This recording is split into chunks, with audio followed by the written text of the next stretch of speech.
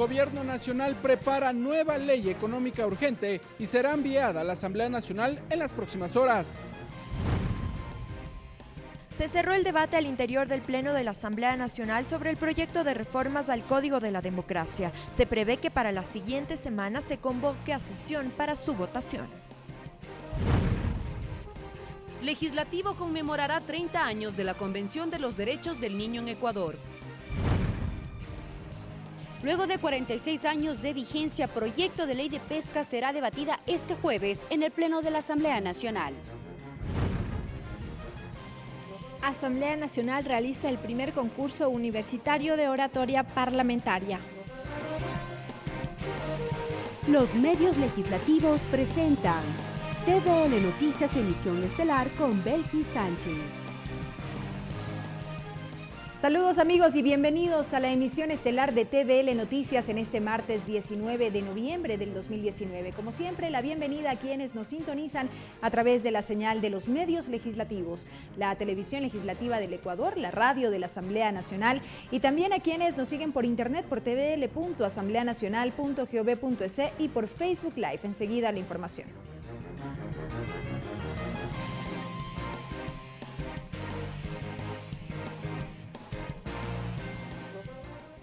Iniciamos. El segundo debate del proyecto de reformas al Código de la Democracia se cerró este martes tras recibir los aportes de legisladores, la defensora del pueblo adjunta y el presidente del Tribunal Contencioso Electoral.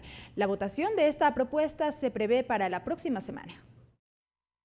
Una nueva jornada de debate se llevó a cabo en el Pleno de la Asamblea Nacional sobre las reformas al Código de la Democracia. Se conocieron nuevas propuestas, como la del asambleísta Fernando Flores, que dijo que no debe ser el cónsul el vedor del proceso electoral para los migrantes, sino un delegado del Consejo Nacional Electoral. En el sentido de que los consulados no pueden volver a ser sede del partido político que está en ese momento en el gobierno y utilizarlo para poder ganar las elecciones en el exterior. O como la del legislador Fernando Burbano, que mencionó los hechos ocurridos en los países de Latinoamérica sobre los escaños. Él dijo que se debe mejorar la representación política. Hoy la representación política demanda de representantes cercanos a los electores. La confianza ciudadana solo se construye si las leyes y la fiscalización o las tareas de gobierno se hacen junto a la gente. También se potenciaron las propuestas sobre la representación de las mujeres en política. Liliana Durán cree que debe ser obligación la paridad de género, mientras que Verónica Aguirre, defensora del pueblo adjunta, cree que las mujeres deben encabezar las listas. Todos los partidos políticos deben incluir el 50% de candidatas mujeres del número de candidaturas unipersonales. Es decir, que las mujeres también encabecen las listas de participación democrática, que se escoja una fórmula muy parecida a la del Consejo de Participación y Control Constitucional. Las iniciativas también llegaron por parte del presidente del Tribunal Contencioso Electoral, quien considera prudente basar la justicia electoral con estándares internacionales. Es necesario que en las normas de carácter electoral se recojan los principios de certeza y unidad electoral, de inmediación, de certeza de los resultados y de la imposibilidad de falseamiento del pronunciamiento popular. Tras varias intervenciones se cerró el debate y se prevé que se convoque a sesión para votar el proyecto la siguiente semana. Tatiana Sonnenholzner, TVL Noticias. El secretario de Comunicación de la Presidencia, Gabriel Arroba, aclaró las aseveraciones del ministro del Ambiente, Raúl Ledesma, y del exministro de Energía, Carlos Pérez, quienes el lunes pasado señalaron que detrás del archivo de la Ley de Crecimiento Económico en la Asamblea Nacional pudiesen existir intereses para forzar un adelanto de las elecciones del 2021 en Ecuador. El titular de la SECOM aseguró que se encuentra descartada esta posibilidad. El gobierno nacional, ante las declaraciones hechas por dos ministros de Estado, que entendemos fueron sacadas de contexto, aclara que no se ha considerado en ningún escenario el adelanto de elecciones. Con esto de aquí queremos dejar aclarado este tema y queremos darlo por superado. Los ministros que hicieron estas declaraciones también han hecho sus aclaraciones y creo que es un tema que lo damos totalmente por superado y repetimos, en ningún escenario el Gobierno Nacional ni siquiera ha analizado la posibilidad de un adelanto de elecciones. Muchas gracias.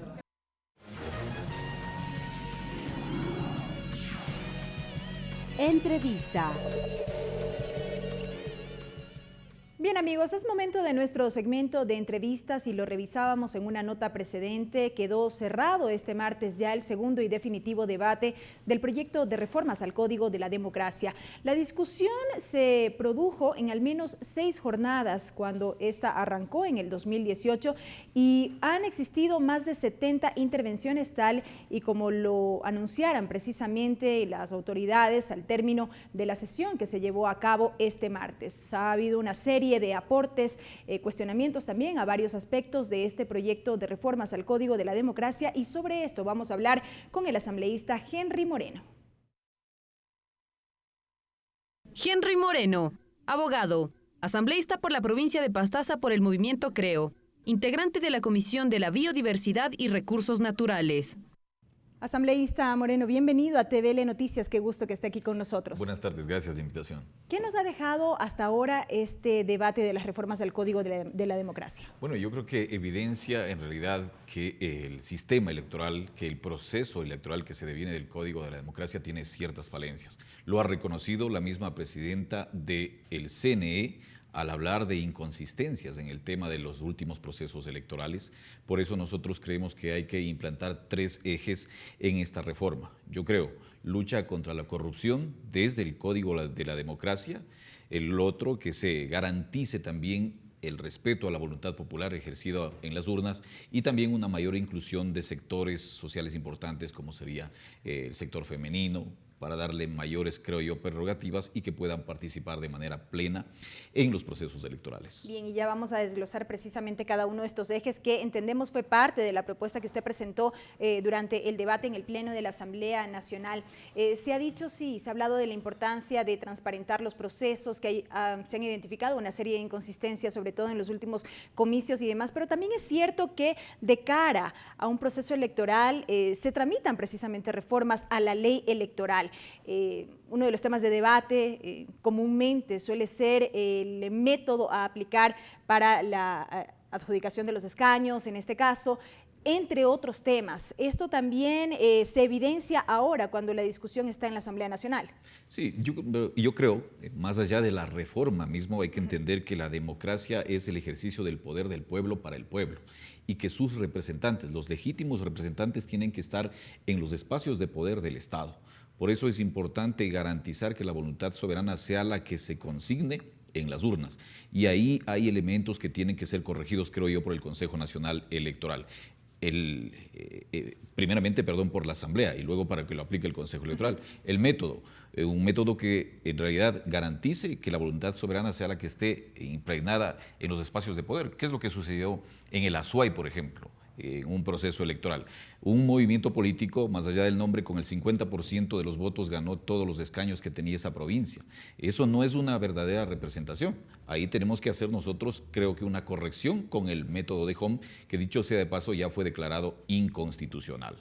Ahora también hay que hacer, creo yo, una auditoría, y eso lo estamos trabajando nosotros con varios legisladores, con una disposición transitoria, para hacer una auditoría al padrón electoral, para que no voten los muertos, para que no haya los cambios de domicilio acostumbrados.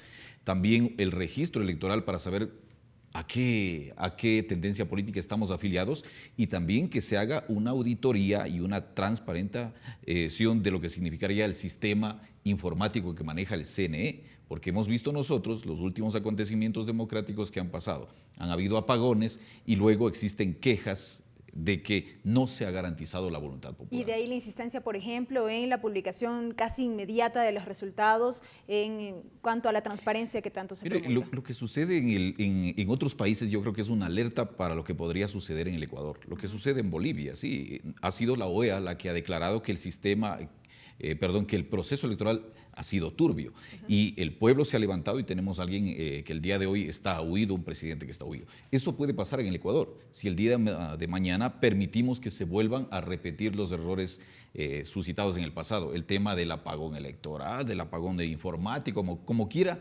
llamárselo. Pero creo yo que esto tiene que ser transparentado de una mejor forma y el CNE tiene una enorme responsabilidad en esto. Por eso nosotros en la reforma estamos colocando una disposición transitoria o queremos colocar una disposición transitoria que le obligue a realizar esta auditoría en estos 3 ejes al Consejo Electoral. Ahora, hablemos precisamente de estos 3 ejes. Usted hacía referencia a la lucha contra la corrupción y la transparencia en materia electoral. Aquí interviene todo esto que ya hemos analizado hasta este momento y otros temas también que tienen que ver con el uso de los recursos. Sí, yo creo que en este aspecto no puede brindarse, yo digo, al tema de una prostitución, el tema de una prostitución electoral, de una prostitución partidista. Hay mucha gente que participa simplemente por participar o por sacar algo, sin tener ni siquiera la aceptación mínima del caso. Entonces, ahí hay ponencias, sí, para que se deje de prostituir la política por ciertos intereses políticos personales. Si es que alguien va a un proceso electoral y no saca un determinado mínimo porcentaje de votación, yo creo que sí debe de devolver los recursos que el Estado ha invertido en esa campaña electoral, porque el Estado el día de hoy financia las campañas a través de las franjas publicitarias. Eso es un eje muy importante y creo que sí tiene que pasar esto. Pero nosotros vamos también más allá al tema de prohibir la inscripción de candidaturas de gente que ha sido destituida de la función pública, de gente que ha sido removida, de gente que ha sido censurada también de los espacios de poder. ¿Por qué? Porque son ciudadanos que no han demostrado su probidad en el ejercicio de la administración pública y mucho menos nosotros podemos permitirles que el día de mañana estén ellos de candidatos. Eso es lo que nosotros hablamos, de luchar contra la corrupción, pero desde el mismo código de la democracia, es decir, que se instaure estas circunstancias también como inhabilidades para que ellos no puedan ejercer una candidatura. Ahora bien, asambleísta, la eliminación de circunscripciones electorales. Sobre este tema ha habido amplia discusión y muchos se han pronunciado en contra de esta iniciativa. No, yo creo que la distritalización creo que permite que varios sectores que antes fueron relegados de la representación política el día de hoy estén representados.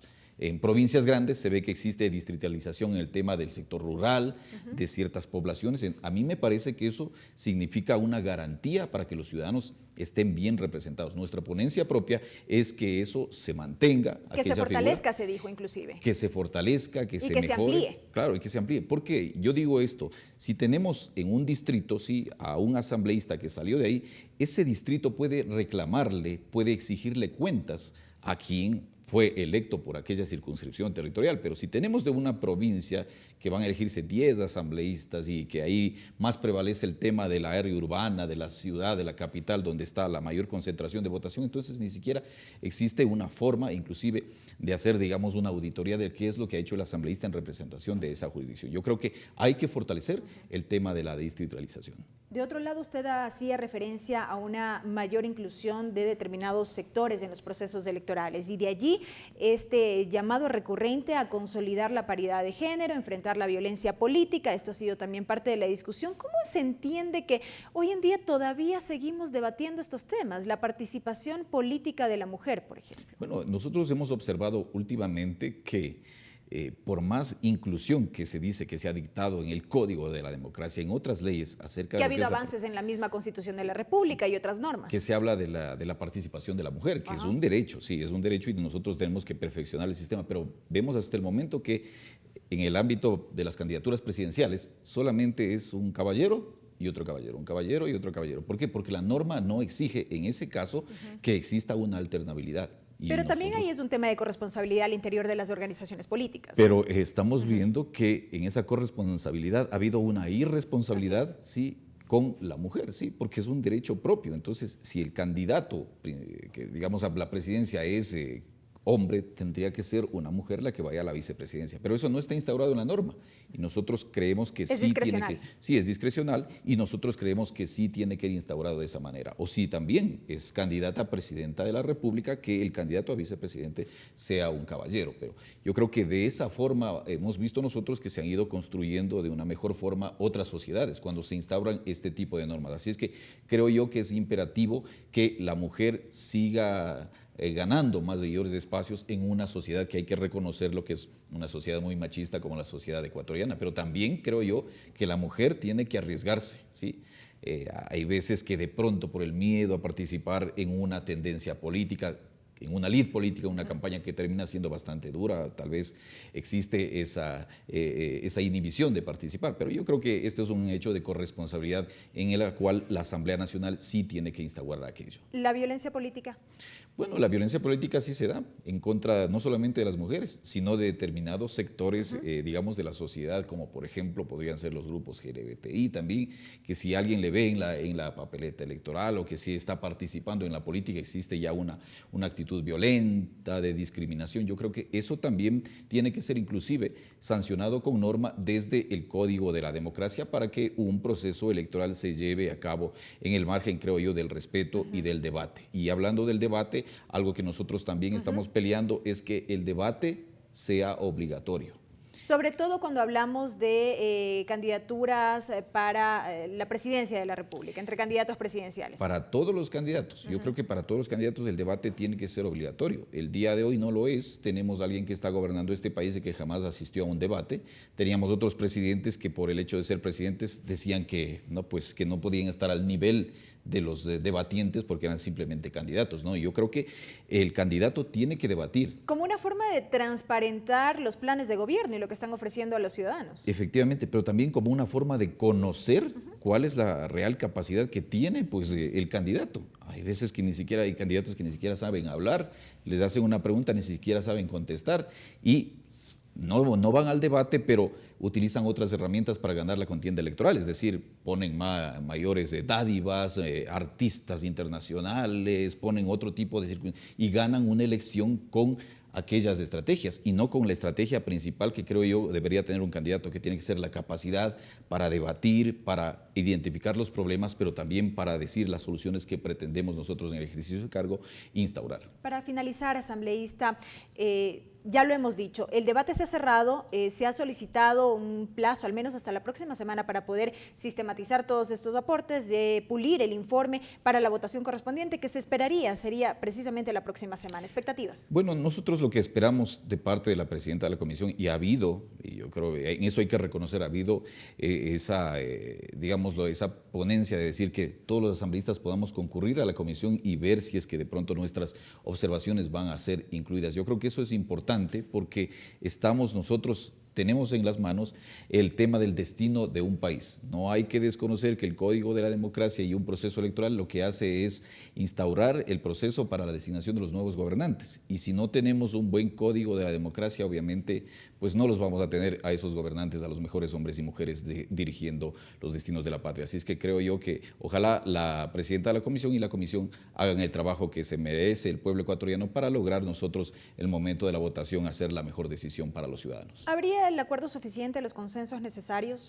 Yo creo que sí. Yo, como había señalado esos tres ejes fundamentales, creo que nosotros debemos hacerlo, me refiero a la reforma y al momento de la votación ya, con un sentido de responsabilidad. Les invito a los compañeros colegas legisladores a dejar las posiciones ideológicas por un lado y a ver que nosotros estamos acá tratando una reforma tan importante que lo que hace a la final será guiar los destinos o poner a los hombres y mujeres que guíen el destino de este país y ojalá lo hagamos de la mejor manera o lo hagan de la mejor manera quienes sean candidatos y logren ganar una elección. Asambleísta, gracias por habernos acompañado. Muchísimas gracias por la invitación. La presencia del asambleísta Henry Moreno, él es asambleísta por Pastaza, con este análisis a propósito de la discusión, el segundo debate de las reformas al Código de la Democracia.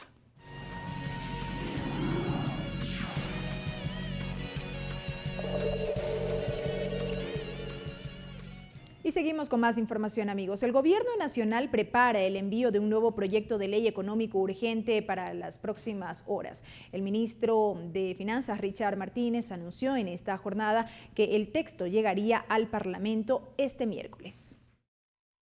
El ministro de Finanzas, Richard Martínez, confirmó que el nuevo proyecto de ley con el carácter de urgente en materia económica llegará este miércoles y que tendrá alrededor de 70 artículos. Es un proyecto simplificado, más acotado, pero que busca una meta de recaudación también para poder tener sostenibilidad de las finanzas. ¿Entendemos? Sí, es un proyecto bastante corto, muy fácil de debatir en nuestra opinión, además porque la mayoría de estas cosas ya se debatieron en la comisión. La negación del proyecto de ley de crecimiento económico se dio con el apoyo de 70 votos, entre ellos de los asambleístas que conforman la bancada de Integración Nacional, con Pachacutic a la cabeza.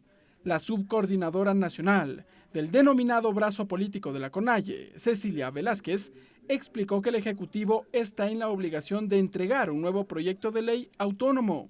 Porque este país no puede seguir de tumbo en tumbo y de cada gobierno o cada año, cuando se aprueban los presupuestos, tener estas dificultades. De hecho, este martes se conoció que el Fondo Monetario Internacional, a través de un comunicado, respaldó al gobierno nacional mientras avanzan las reformas económicas. Desde las filas de la Revolución Ciudadana, Juan Cristóbal Lloret reaccionó. Una cosa es pedir financiamiento al Fondo Monetario Internacional sin someter la soberanía en materia económica, y otra cosa es lo que está haciendo el gobierno. Primero, no cometer los errores que se cometieron anteriormente. Aquí un mea culpa del gobierno no puede ser algo tan extenso, tiene que ser algo digerible para la legislatura en 30 días. El bloque legislativo de la Revolución Ciudadana presentó un proyecto de resolución para exhortar al presidente de la República para que condone las multas, intereses y gastos administrativos a becarios. El pedido podría tramitarse en la siguiente sesión del Pleno de la Asamblea Nacional. Por otro lado, trascendió que el Ejecutivo y el bloque legislativo de Alianza País se reunió este martes para analizar el nuevo proyecto de ley económico urgente. Ricardo Bravo, TVL Noticias.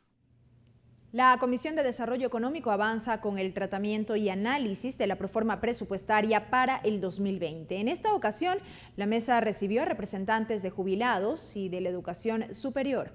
Nuestra compañera Lorena Espinosa nos amplía esta información. Adelante. Gracias, buenas tardes. Así es, la Comisión de Desarrollo Económico avanza con el ciclo de comparecencias en el marco del análisis del presupuesto general del Estado de 2020. La comisión recibió al representante de jubilados Edison Lima, quien expuso su preocupación por la falta del porcentaje para el pago de pensiones jubilares y también por rubros de salud para este grupo. Pero nosotros notamos que hay una rebaja, del 40% que se requiere para las pensiones está puesto el 30%, con los datos pone 1.331 cuando lo que solicitó el IES son 1.755. Entonces aquí hay una diferencia de 424 millones. Lo mismo aconteció del año anterior para hoy. Tampoco ha puesto los rubros de salud, que es la atención para todos los viejitos jubilados, pensionistas, discapacitados y adultos mayores. Esto sí es sumamente alto. A la comisión también llegó Paula León, presidenta de la Federación de Estudiantes de la Escuela Politécnica Nacional, una de las 4 universidades afectadas con la reducción del presupuesto para la educación superior. Ella explica a los legisladores cómo afectaría la falta y la reducción de presupuesto a los estudiantes. Nosotros tenemos la reducción de 5.300.000 y un poquito más. Entonces, sigue siendo una reducción muy grave. ¿Cómo se ve afectado en los estudiantes? Desde las aulas, los docentes, inclusive con el proyecto un poco que tiene el gobierno, que es de incrementar los cupos. ¿Cómo incrementas cupos? Al menos en mi universidad, que es una universidad un poco más técnica, tienes que tener laboratorios para poder responder a las necesidades de todos los estudiantes, tienes que tener igual docentes, tienes que aumentar las líneas de investigación, entonces te frenas en proyectos de investigación, te frenas en proyectos de vinculación. La comisión también escucha a la superintendenta de bancos. Con esto cerraría hoy el ciclo de comparecencias. Se tiene previsto que mañana también se produzca una nueva sesión, pues la mesa tiene previsto aprobar el informe hasta el día viernes. Es lo que les podemos contar desde la Comisión de Desarrollo Económico. Una buena tarde. Gracias a Lorena Espinosa y buena tarde para ti también. La Comisión de Educación analizó junto con autoridades y representantes representantes de instituciones educativas la reducción del presupuesto a las universidades para el próximo año. El presidente de esa mesa legislativa pedirá ser recibido en la Comisión de Desarrollo Económico para exponer esta inconformidad. El subsecretario de Educación Superior expuso ante la Comisión de Educación la fórmula aplicada para el cálculo de la asignación de recursos para las universidades para el 2020. Dijo que de 26 universidades, 4 fueron afectadas por falta de ejecución presupuestaria. Además, expuso que se redujo el Fondo Permanente de Desarrollo Universitario, que se compone de un porcentaje de los impuestos al valor agregado y a la renta. Para tener una idea, el año pasado fue de 1.213 millones de dólares y este año proyectamos, no lo sabremos sino hasta el final del año, pero proyectamos, creemos que inclusive puede ser un poquito mejor, pero proyectamos que sea de 1.177 millones de dólares, lo cual hace que tengamos una diferencia de aproximadamente 36.6 millones de dólares a la fecha. Sin embargo, y pese a que el subsecretario aseguró que el recorte presupuestario no afectará a la operación de las universidades, hubo cuestionamientos por parte de varios representantes. Y la reducción presupuestaria que se ha hecho nos afectará directamente en la ocupación de mano de obra, particularmente profesores y personal administrativo, que según nuestros cálculos alrededor del 25 a 30% del personal tendríamos que despedir. También cuestionaron los factores de cálculo de la fórmula para la asignación de recursos. No se han tomado en cuenta el número de proyectos de investigación que como universidades hacemos, el número de proyectos de vinculación que como universidades hacemos, con qué sectores. Nosotros creemos que no solamente se trata de garantizar el acceso a la universidad, sino se acompaña de otro derecho fundamental, que es el acceso y el aprendizaje. No estamos hablando aquí del derecho al aprendizaje que deben tener los estudiantes que entran a un sistema y están esperando calidad. El presidente de la mesa legislativa solicitará ser recibido en la Comisión de Desarrollo Económico para exponer el malestar de las universidades sobre la asignación del presupuesto para la educación superior en 2020. Por otra parte, la comisión aprobó una resolución para exhortar al presidente de la Asamblea llame lo más pronto al primer debate de las reformas al Código Ingenios, el mismo que contiene facilidades de pagos de becas. Lorena Espinosa, TVL Noticias. Y cambiamos de tema, amigos, para contarles que a través del decreto ejecutivo 935, el presidente de la República, Lenín Moreno, aceptó oficialmente la renuncia del ministro de Energía, Carlos Pérez, y designó en su reemplazo a José Augusto Briones, quien se venía desempeñando como secretario general de la presidencia. El mandatario además encargó esa secretaría a Joana Pesantes. Pérez quien renunció al cargo, según dijo, por motivos personales. Entre las ramas que asumirá Briones están energía, minería y electricidad.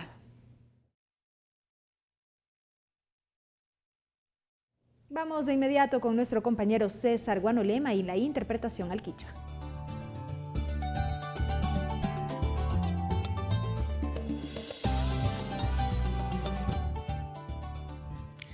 Minga chihuaychi gayukuna ñukunchi ñami kasna kaychishi kikinpa wasimancha mukunchik mashi Belki Sánchez allichishi wishaykuna huancaypi kallarinchi. Debate reforma código democracia.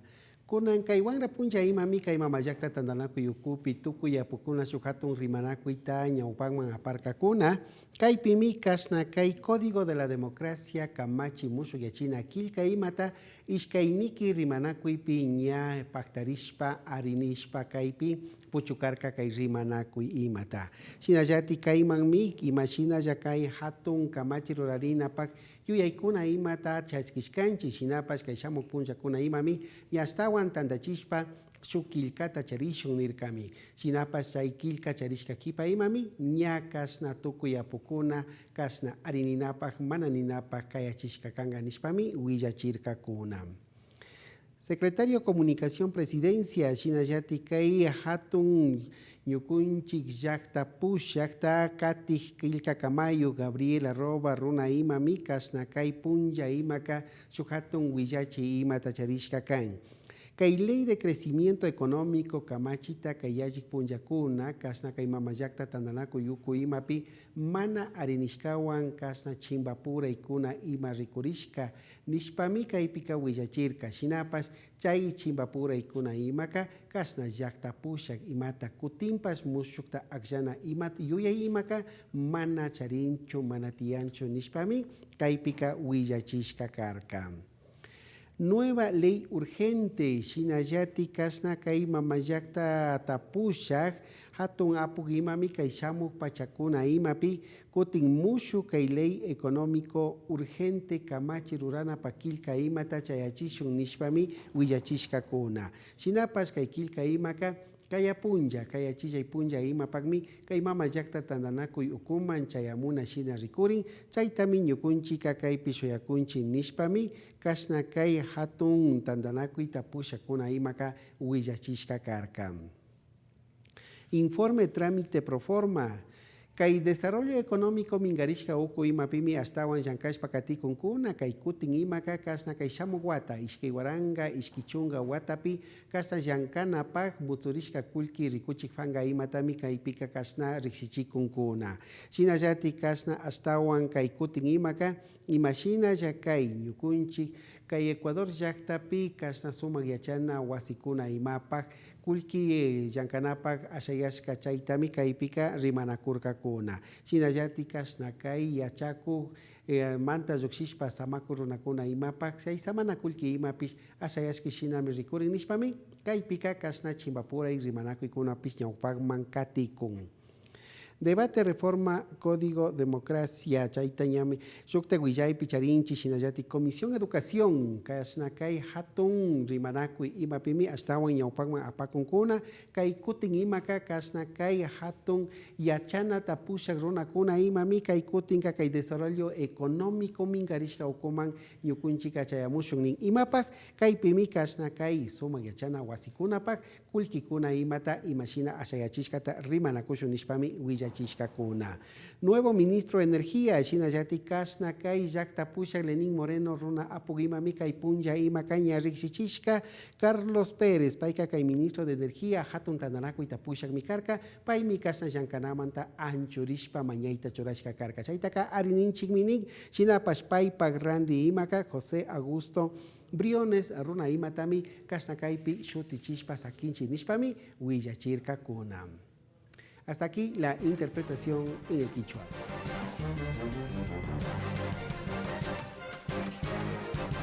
Regresamos con TVL Noticias, emisión estelar, luego de la siguiente pausa promocional. Continuamos con TVL Noticias, emisión estelar. Avanzamos con más información, amigos. Les contamos que el Pleno de la Asamblea Nacional recordará los 30 años de la Convención de los Derechos de la Niñez. Niños, niñas y adolescentes participarán en la sesión plenaria convocada para este miércoles. En la sesión 630 del Pleno de la Asamblea Nacional, convocado por el presidente de la legislatura, César Litardo, para este miércoles 20 de noviembre a las 15 horas, los legisladores conmemorarán los 30 años de la Convención sobre los Derechos del Niño, mismo que fue aprobada como Tratado Internacional de Derechos Humanos el 20 de noviembre de 1989.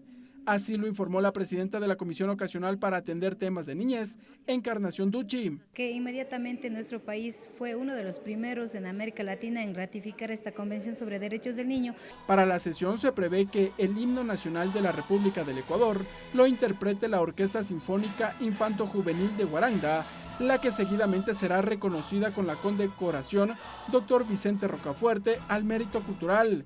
Este será un espacio en el que los menores de edad harán escuchar su voz, dijo Ducci. Es importante la participación de la sociedad civil, de las organizaciones sociales, que siempre han estado pendientes de lo que va pasando en el ámbito legislativo. En cuanto a resultados, el vicepresidente de la Comisión Ocasional de Niñez, Franklin Samaniego, indicó que están planteadas las reformas a 4 libros del Código Orgánico de Niños, Niñas y Adolescentes, así como el seguimiento a las recomendaciones emitidas por la Comisión AMPETRA. Hemos reformado reformado el Código Orgánico Integral Penal con temas de niñez, estamos reformando el tema del Código de la Democracia, en donde también se determina la participación de los adolescentes y de los jóvenes. En la misma sesión de este miércoles, el legislativo tiene previsto aprobar el proyecto de resolución por los 30 años de la Convención sobre los Derechos del Niño, en el que reafirma su compromiso de seguir velando por el interés superior del menor. Ricardo Bravo, TVL Noticias. Entrevista.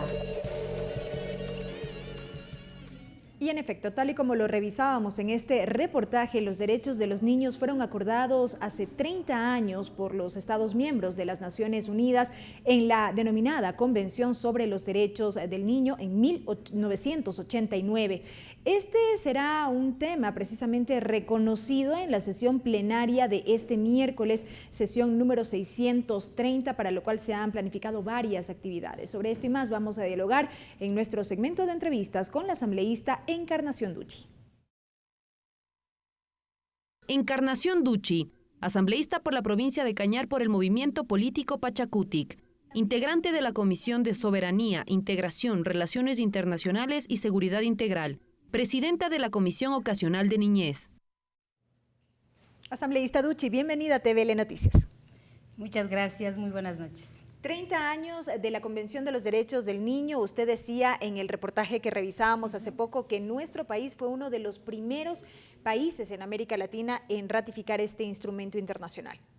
Así es, nuestro país fue uno de los primeros países de América Latina en ratificar este importante instrumento internacional, pues la Convención sobre Derechos del Niño. Pero ahora, el día de mañana, sobre todo la Comisión Ocasional para atender temas y normas sobre niñez y adolescencia no había querido pues dejar por desapercibido esta importante fecha, porque el día de mañana se cumplen 30 años, es por ello que más bien había establecido ya una agenda muy amplia que inclusive se viene desarrollando desde la semana anterior y en el transcurso de toda esta semana.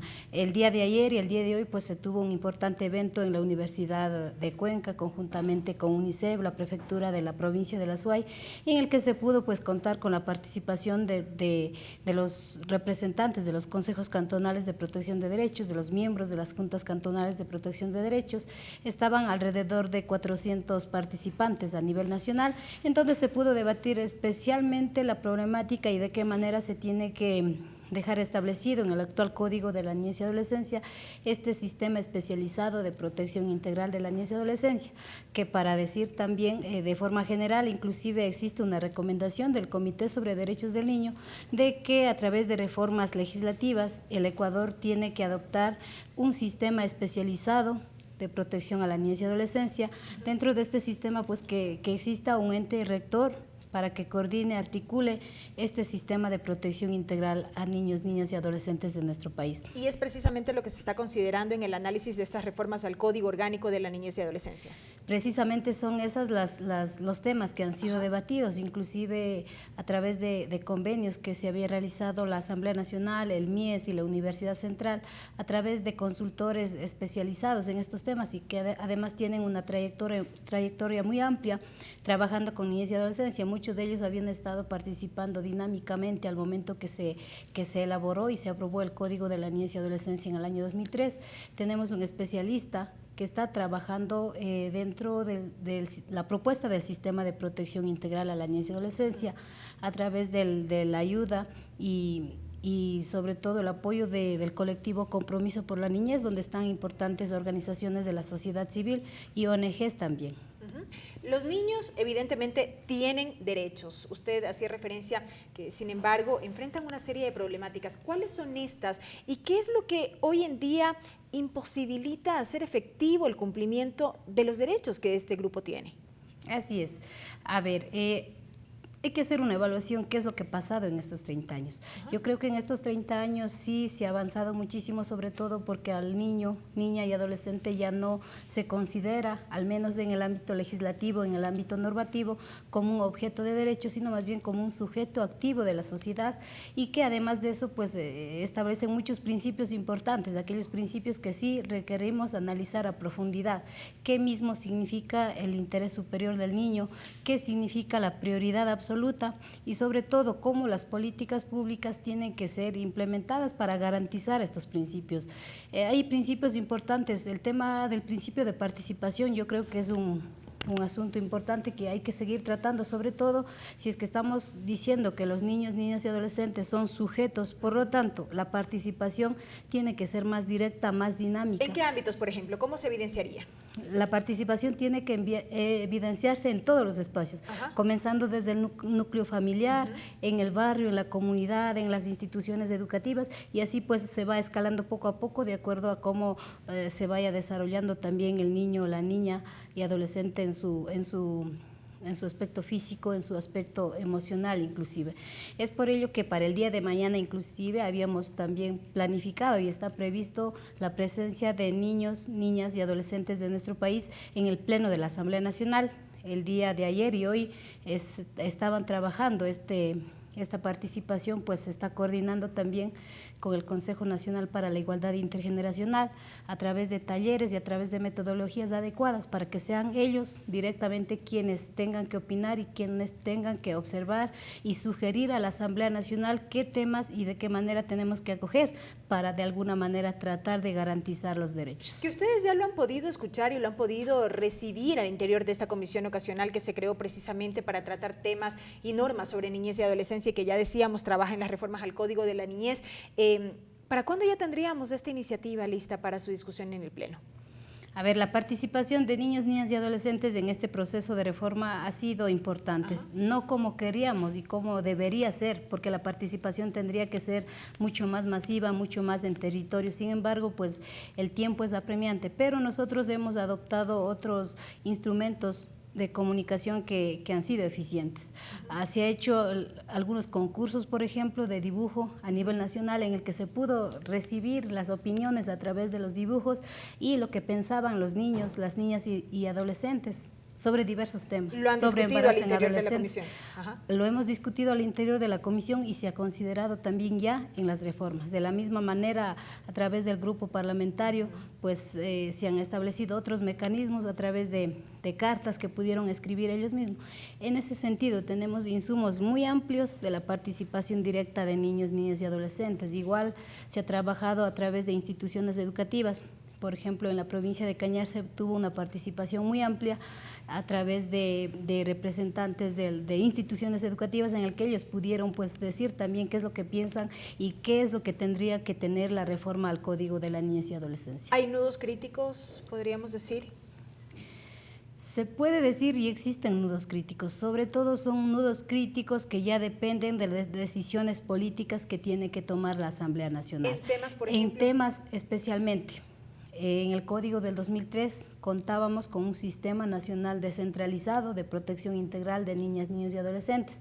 Dentro de estos sistemas pues estaban órganos específicamente definidos, órganos que establecen políticas públicas, órganos que hacen el control, órganos que dan las medidas de protección y órganos que ejecutan estas políticas públicas. A través de las reformas como que se perdieron estos organismos.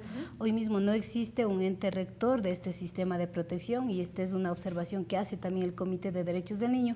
Por lo tanto, este es un nudo crítico, sobre todo de decisión política que tiene que tomar la Asamblea Nacional para realmente establecer un Código de la Niñez y Adolescencia. Existen otros nudos críticos si es que queremos hablar sobre todo cómo el Estado ecuatoriano tiene que ir garantizando y haciendo efectivo lo que establece la Convención y lo que establece inclusive la misma Constitución.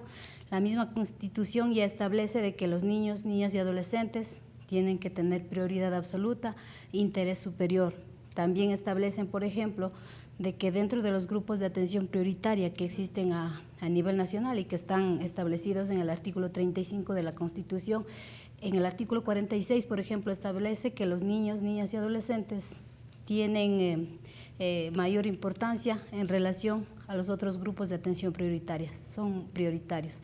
De la misma manera establece de que tienen que tener una legislación normativa especializada. Más allá de la normativa, más allá de la legislación, se requiere la atención especializada en el tema de políticas públicas y también sobre todo en el sistema de justicia especializada. Son estos y muchos temas que que yo diría como nudos críticos, pero si es que existe la decisión firme de los asambleístas y de la Asamblea Nacional, pues se podrían ir concretando. ¿Y esto cómo se puede concretar?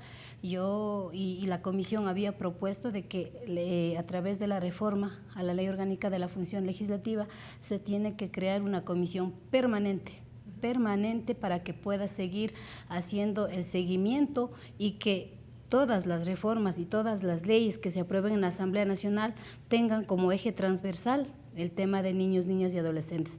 De la misma manera, tienen que hacer la fiscalización para la correcta implementación de las políticas públicas que existen y tienen que ejecutar a nivel nacional. Como comisión, y para finalizar, asambleísta, ¿van a insistir en esta iniciativa? Como comisión tenemos objetivos y retos importantes y puntuales que son esos tres. Además se ha estado trabajando y coordinando sobre todo con los organismos de la sociedad civil. En el mes de junio se firmó una resolución en el que la Asamblea Nacional pues se comprometió a seguir debatiendo la importancia que tiene y que esta asamblea conforme una comisión permanente de niñas, niños y adolescentes. Correcto, asambleísta Duchi. Gracias por habernos acompañado en este espacio. Muchas gracias a usted. Ha sido la presencia de la asambleísta Encarnación Duchi, presidenta de la Comisión Ocasional que trata temas sobre niñez y adolescencia a propósito de los 30 años de la Convención de los Derechos del Niño en Ecuador.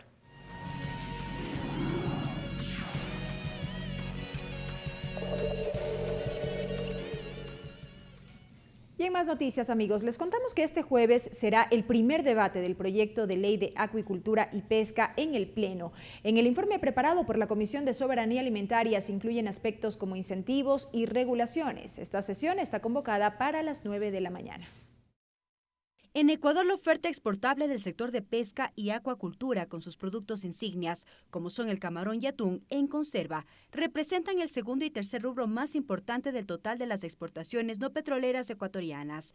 La industria pesquera atunera del país es la segunda más grande y moderna de América y la calidad y volumen de exportación del camarón ecuatoriano lo ubica al país entre los más grandes exportadores a nivel mundial. De ahí la importancia del tratamiento de un proyecto de ley de pesca que será debatido en primera instancia este jueves. El presidente de la Comisión de Soberanía Alimentaria, Lenín Plaza, explicó varios de los ejes que contiene la norma. ¿Cómo poder castigar la pesca no declarada, la ilegal? Segundo, otro aspecto que han venido reclamando los pescadores artesanales, que haya un respeto irrestricto a las 8 millas.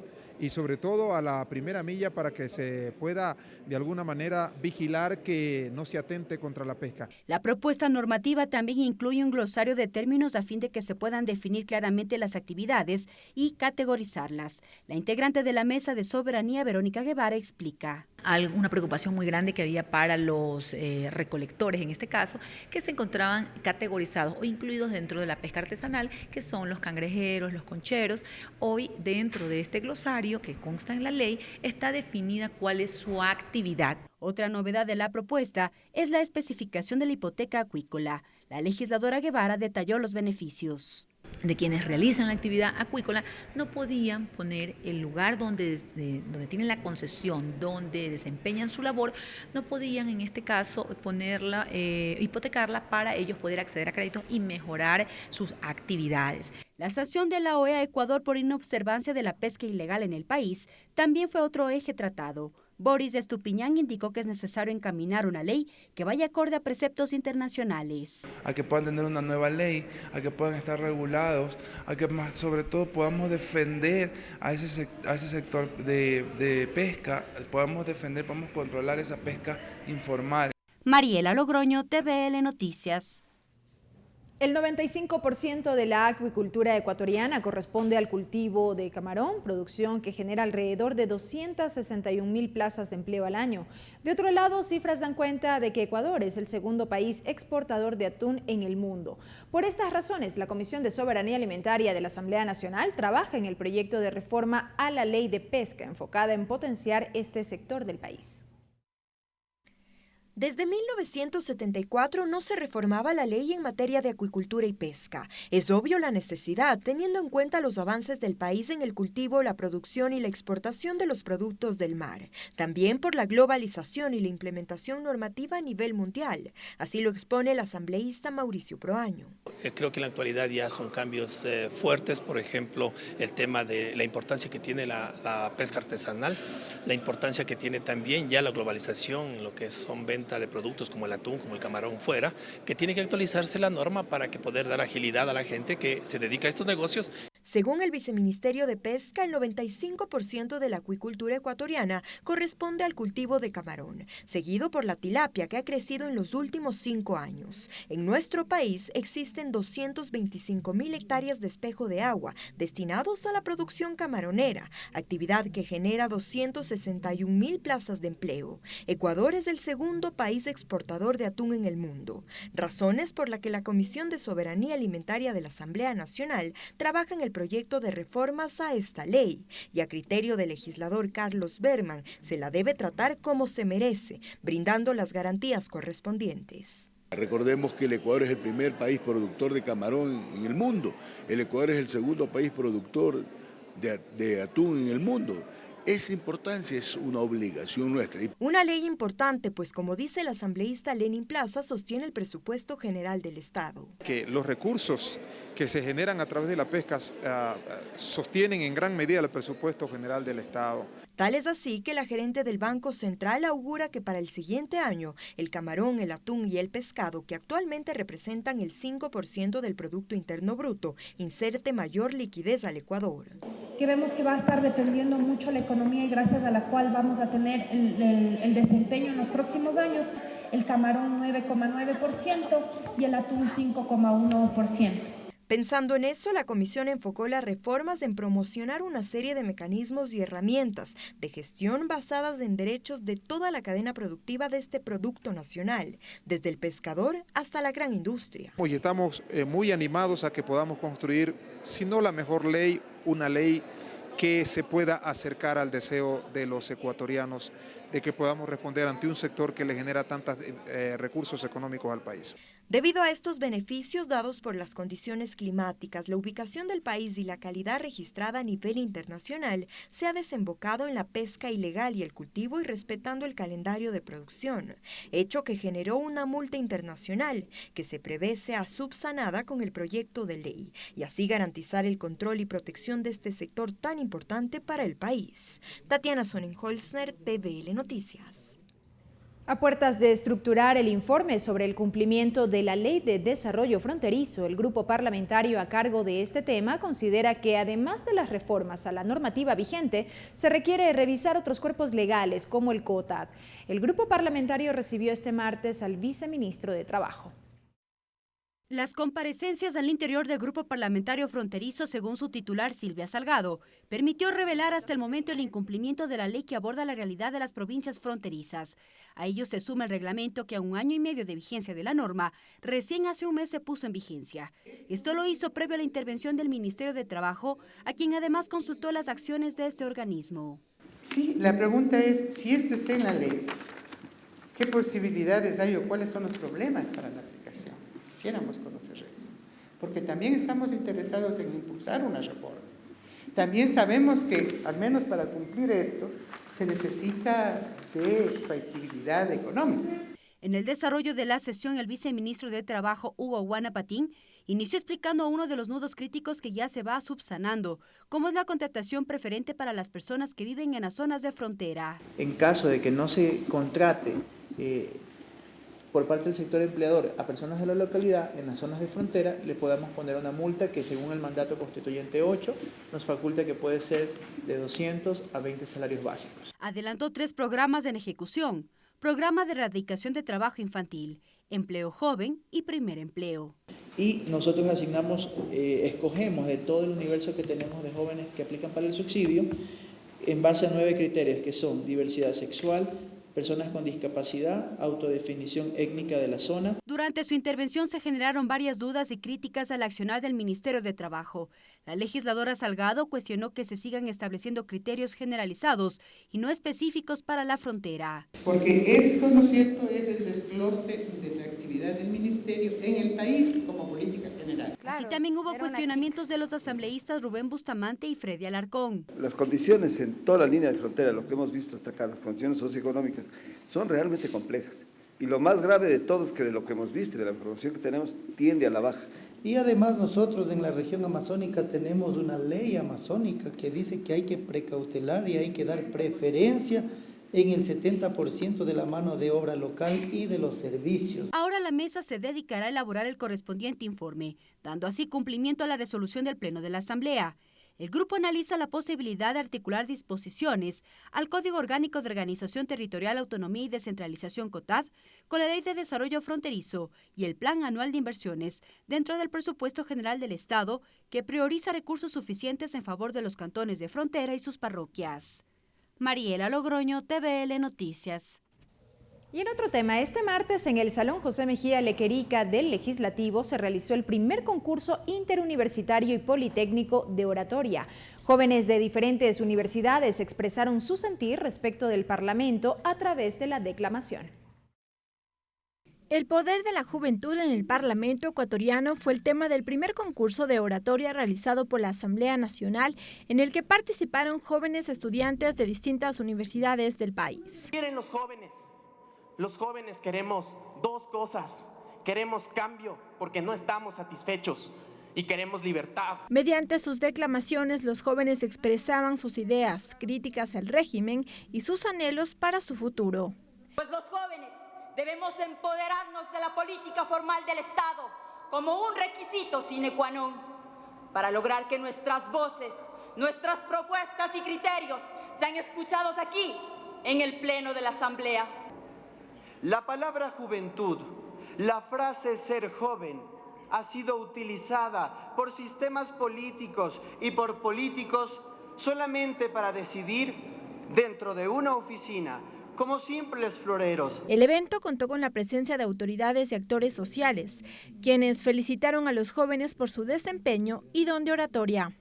Que la juventud simplemente no es garantía per se de que las cosas van a hacer de manera correcta, sino simplemente las ganas de poder hacerlo, que no venimos contaminados con ese pasado y que originalmente venimos con un corazón limpio, con ganas de trabajar. Ustedes tienen en las manos la posibilidad de dejar a sus hijos y nietos un mundo mejor, un mundo en que seamos más tolerantes, seamos más responsables con el ambiente. De los 40 participantes, los 8 mejores puntuados pasarán a la final, que se desarrollará este miércoles en el Pleno de la Asamblea. El ganador será acreedor de una beca de la Fundación Fidal para un diplomado en liderazgo y democracia. Lorena Espinosa, TVL Noticias. 34 municipios de 10 provincias del país suscribieron un convenio interinstitucional con el Ministerio de Gobierno con la finalidad de establecer acciones conjuntas en materia de seguridad y lucha contra la delincuencia y el crimen organizado en el Ecuador. En la cita, la ministra María Paula Romo adelantó la asignación de presupuesto para los municipios. Uno de los objetivos del convenio interinstitucional entre el Ministerio de Gobierno y los 34 municipios de 10 provincias del país es la entrega de alrededor de $100.000 a través del BEDE para proyectos turísticos. La ministra María Paula Romo explicó los alcances. ¿Qué tiene que ver eso con seguridad?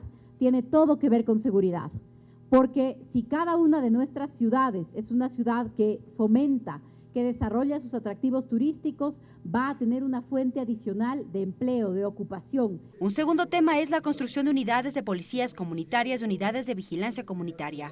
Para ello se destinarán para el 2020 $100 millones. En varios casos, según la ministra Romo, se ha solicitado terrenos y facilidades a los gobiernos autónomos para la construcción de estas unidades policiales. Para poder dotar a diferentes ciudades, no a todas porque son muchos más cantones, pero al menos podemos contar para el próximo año ya confirmados con $100 millones para la construcción de UPCs y VCs. En materia técnica y de planificación, el Ministerio dotó de una guía para la elaboración de los planes de seguridad ciudadana 2019-2030.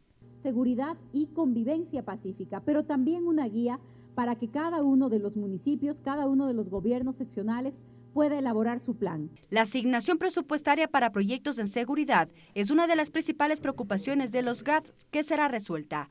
La ministra indicó que se dotarán alrededor de 80 millones a cada municipio. Si es que hay temas de seguridad que ustedes también quieran alcanzar desde cada uno de los cantones, podremos acceder a créditos del BEDE para temas de infraestructura, para temas de cámaras, para un esfuerzo que se puede hacer, que lo estamos haciendo con otras ciudades del país. Por su parte, Raúl Delgado, presidente de la Asociación de Municipalidades del Ecuador, AME, agradeció el apoyo del gobierno, al tiempo que comprometió a los demás municipios a trabajar en coordinación. Aportar desde las municipalidades en temas de seguridad es darles a los ciudadanos nuestros la tranquilidad de que estamos creciendo y desarrollándonos en cada uno de los territorios. Cabe señalar que durante las protestas de octubre pasado en Quito fueron destruidas 26 UPC que serán recuperadas con el apoyo de la empresa privada. Al finalizar el 2019 se recuperarán 20 unidades policiales. Mariela Logroño, TVL Noticias. Y de esta manera, amigos, concluye la emisión estelar de TVL Noticias. Gracias por habernos acompañado. Tengan ustedes una muy buena noche. Los medios legislativos presentaron TVL Noticias, emisión estelar.